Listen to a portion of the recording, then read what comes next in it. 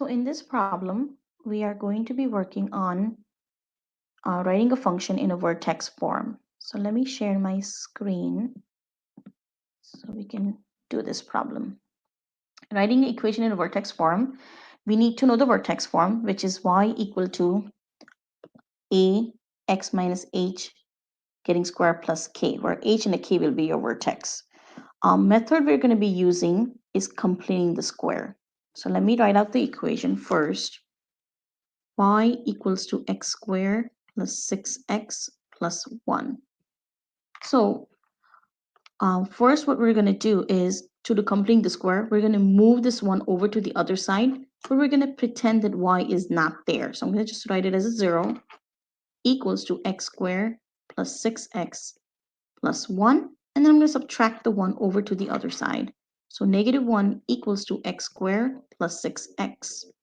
Now, in completing the square, what we need to do is we need to take this number, which is in front of the x, which is known as b. We take that number, divide it by 2, and square it.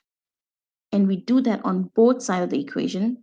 And that is why it's called completing the square. We're trying to make a perfect square on this side, so that way we can write it with the square form. So this would be negative 1 equals to x squared plus 6x plus, take the 6 divided by 2 and square it. When I'm doing it here, I'm also going to do that to the other side. So I'm not changing the equation, I'm just rewriting the equation. So this will get me x squared plus 6x plus 6 divided by 2 is 3, 3 getting squared is 9. And I will get the 9 here as well. Okay, same value I'm adding on both sides. Now, how do I know this is a perfect square? Well, let's try factoring so you can see it. X and x, factor of 9 is 3 and 3.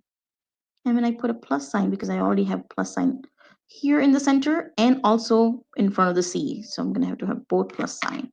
So see how these two terms looks exactly the same. X times x is x squared. X times 3 is 3x. And then 3 times x is another 3x. And then 3 times 3 is 9. So when I FOIL this back, I should get the same equation back, which I started off with. And that's exactly what it looks like. So I'm just going to write this as square now. I'm going to get rid of these lines. So x plus 3 getting square will equal to 9 plus 1, negative 1 will get you 8. Now I'm going to subtract that 8 back and bring in my y that I kind of removed earlier. So x plus 3 getting square minus 8. And this is your vertex form, where your vertex is opposite of the inside, because it's inside the function. We always take it opposite, and we copy the y value the same way we see it. So this is your x value, this is your y value of that vertex, and sometimes known as h comma k. So instead of writing x and y, maybe I can just put an h and a k so it's easy for you to follow.